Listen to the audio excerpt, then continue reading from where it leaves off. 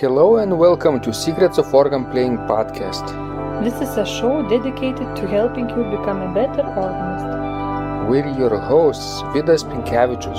And Aušra Motuzaitė Pinkevičienė. We have over 25 years of experience of playing the organ.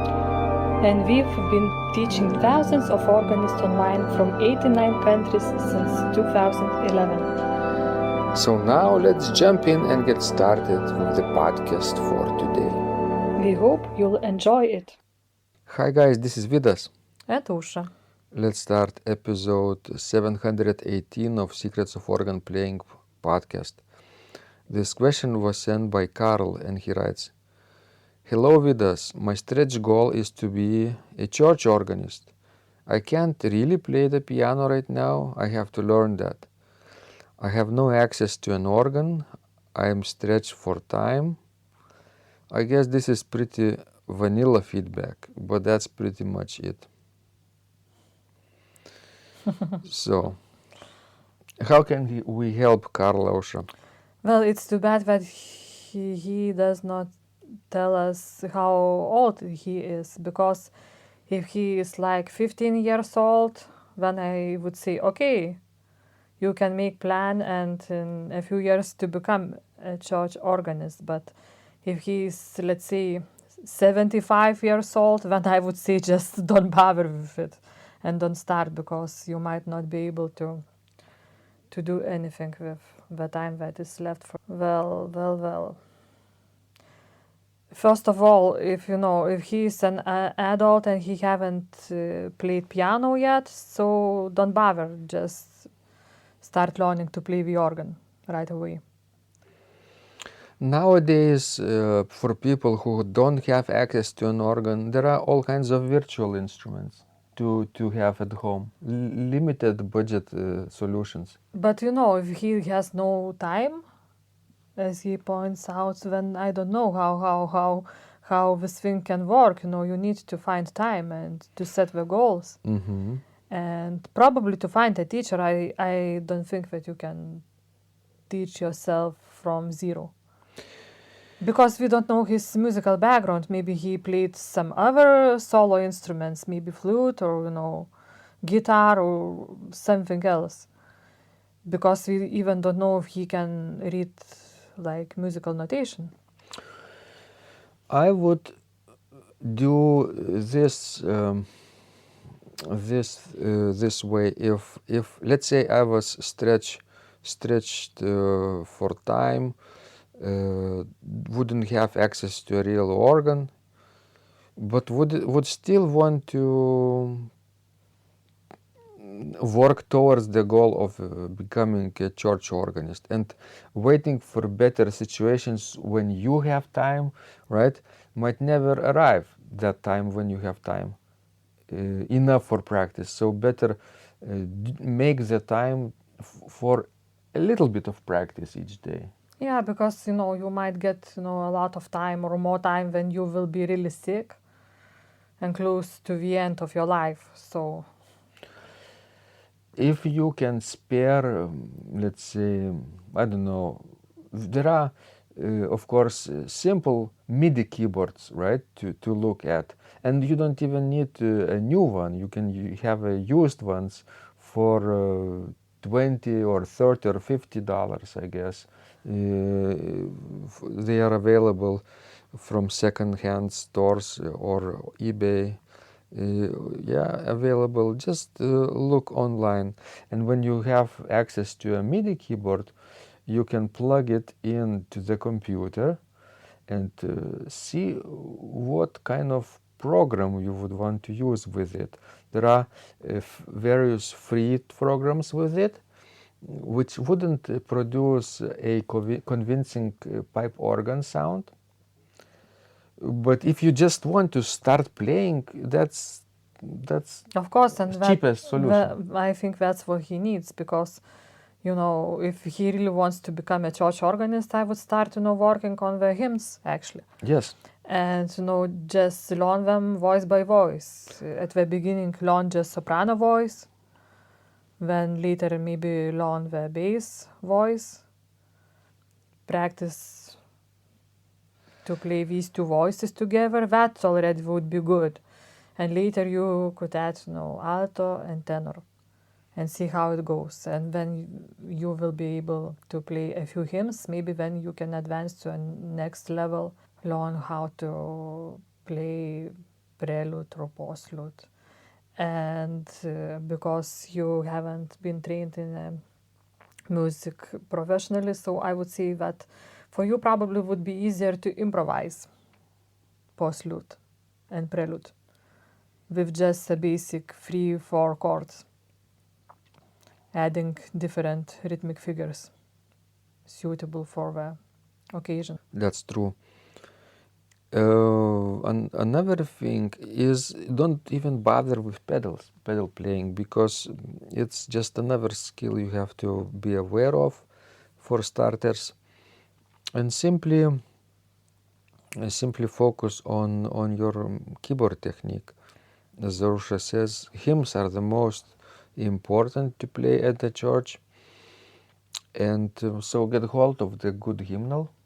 Maybe you can borrow a hymnal from the church that you go to. And another thing what I would do if I would be Carl, I would choose the church somewhere close in the neighborhood, and I would start attending it and to see what the musical situation is in that church. And maybe like local organist would allow him to observe how he is or she is doing and what is playing during service. And maybe that observation would also help. Maybe occasionally when he could help the local organist to turn pages, or to do some other assistance. And for that he might even get an occasional access to an instrument. So you never know what about. Well, exactly. And this way you could slowly, little by little, build up your keyboard technique, playing hymns and improvising preludes and postludes. Any tips on improvisation for this type of situation, Osha? What would you do if you were thrown into a situation where you have to play something before the church service and after the church service? And forget all your doctoral training and master's and doctoral degrees, DMA degrees, professional training. Forget this. Just remember, of course, your best experiences, but make them as accessible as possible to people without that experience. Does it make sense? Sure. Basically, summarize your entire life into one paragraph. Summarize your training.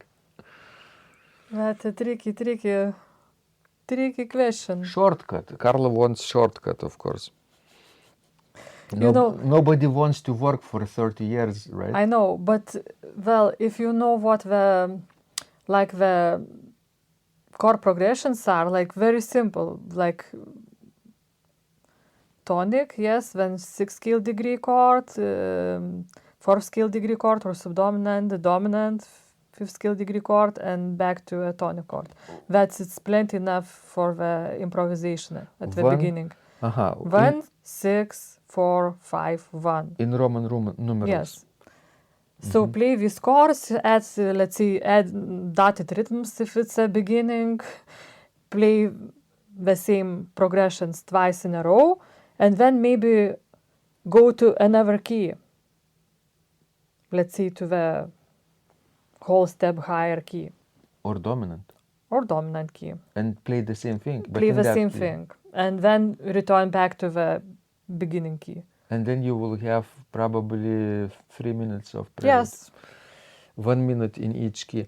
I actually was teaching like this in one of my recent tutorials, Learn with Vidas, when the subject was how to play easier processionals and recessionals right?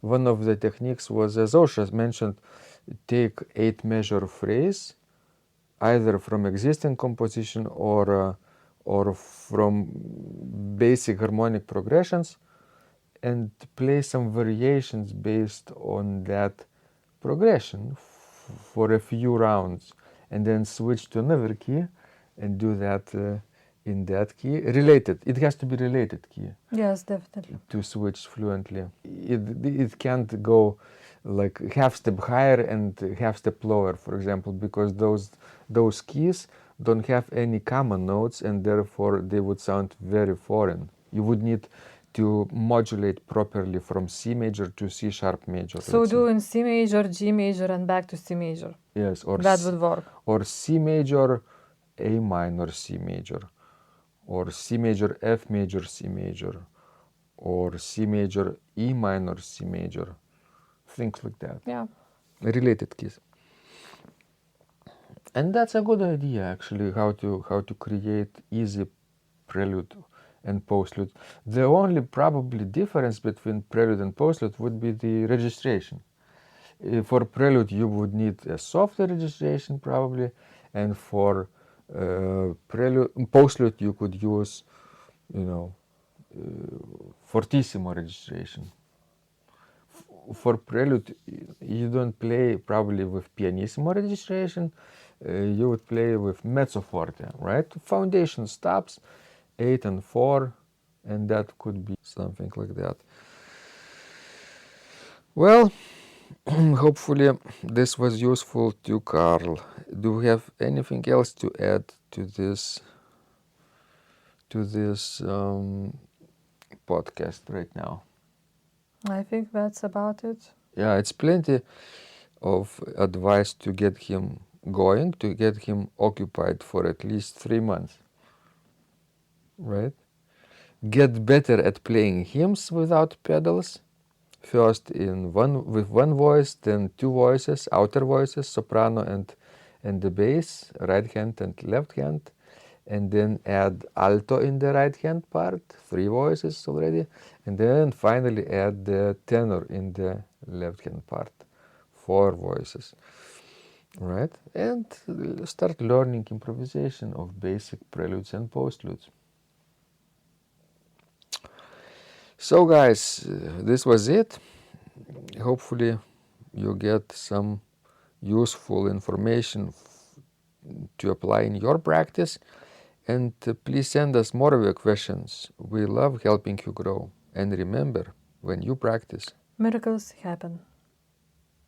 This podcast is supported by Total Organist, the most comprehensive organ training program online. It has hundreds of courses, coaching, and practice materials for every area of organ playing, thousands of instructional videos and PDFs. You will not find more value anywhere else online. Total Organist helps you to master any piece, perfect your technique, develop your sight reading skills, improvise or compose your own music, and much, much more. Sign up and begin your training today at organduo.lt and click on Total Organist. And of course, you will get the first month free too. You can cancel anytime. If you like our organ music, you can also support us on Buy Me a Coffee platform. Find out more at buymeacoffee.com/organduo.